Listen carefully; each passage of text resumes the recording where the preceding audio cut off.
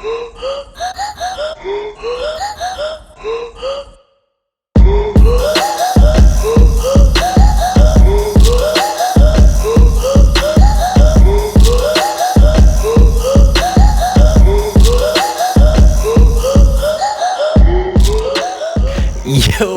what's up y'all? In this video, I will walk you through a comprehensive tutorial on everything there is to know about time-lapse, specifically time-lapse, time warp, night lapse, and night effects, when to use it for the various scenarios. At the same time, I'll be sharing with you my go-to settings, mounting tips, and so much more.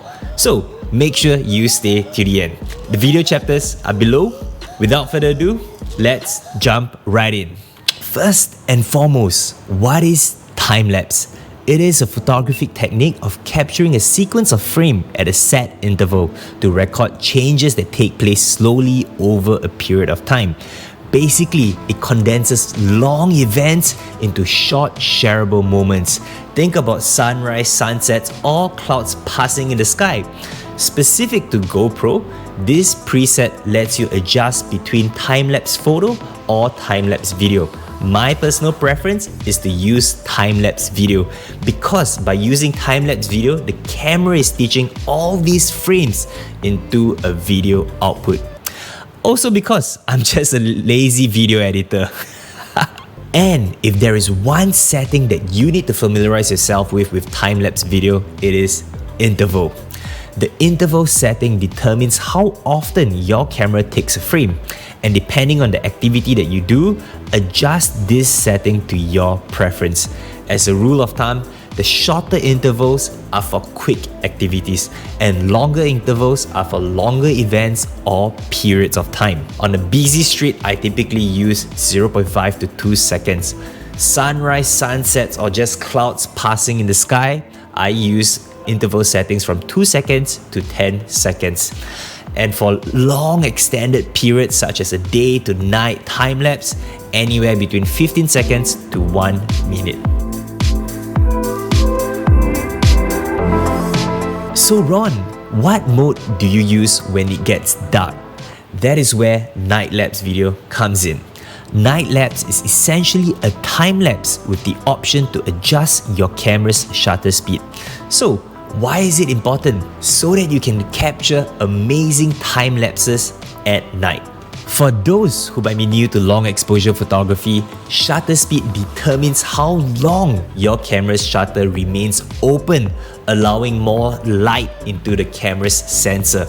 In other words, this setting affects how long your camera takes to capture a single photo or frame. Any light that passes the camera while the shutter is open forms an impression on the sensor, hence forming that light show that you see in some of these examples here.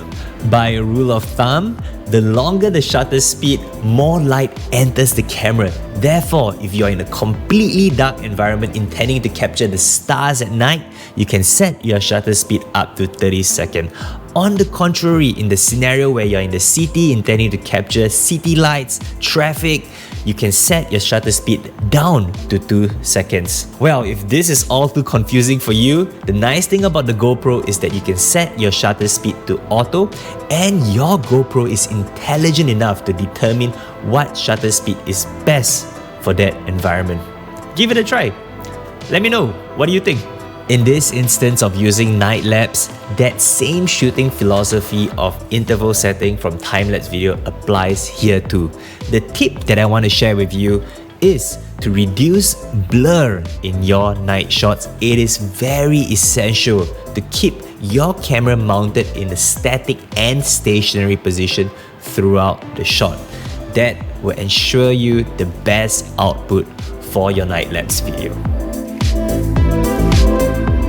Now, here is where things get really interesting. With GoPro Night Effects, these 3 presets are customized so that you can get great results straight off the camera. The one thing that you need to know is when to use it. Star trails, light painting, or vehicle light trails. Well, I guess saying it out loud, the name is almost self-explanatory.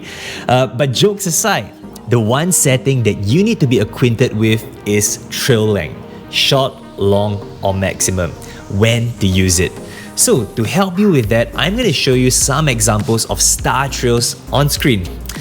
By selecting your trail length, you are determining how exaggerated you want that trail to be. Just like these examples of star trails on screen.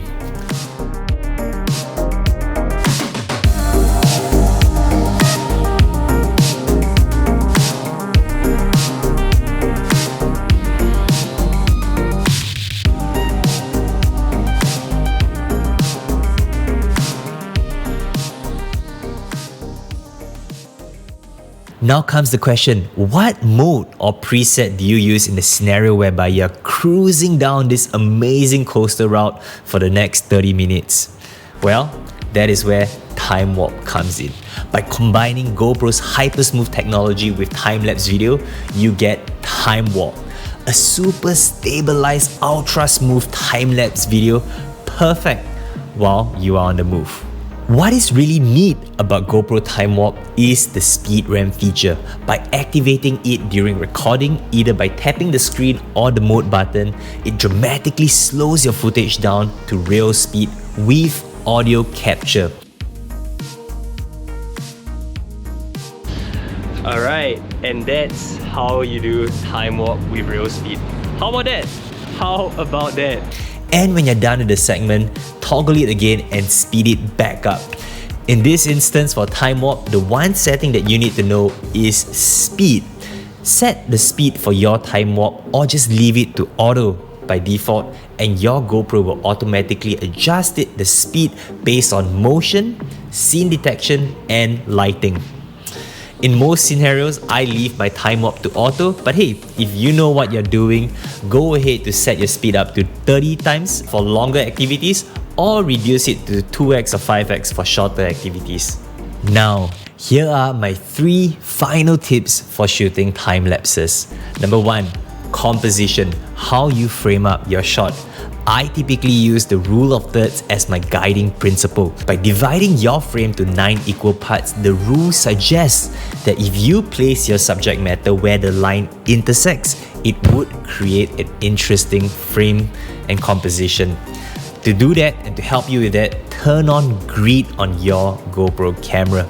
At the same time, you can use the quick app to frame your shot with the preview. Last but not least, and this is a pro tip, I always tend to compose my time lapses with something in the foreground as opposed to just shooting a blank big open scene. Next up, this is a very important tip. Before you commit to that long extended time lapse, always do a couple of test shots before committing. And this will help you identify what are the best settings to use for that scenario. Don't forget, make sure you do your test shot before committing. Super important. Lastly, utilize the power tools that GoPro offer you. Scheduled plus duration capture. If you don't intend to wake up at 5 in the morning for that sunrise time lapse, set it up the night before and let GoPro do the job for you. Try it out. Let me know what you think. So, to summarize this video, if you are in a stationary position in the day, use time-lapse video. If you're moving from point A to point B or anything that involves motion, use time warp. And for scenarios at night, you are open to use night lapse or night effects.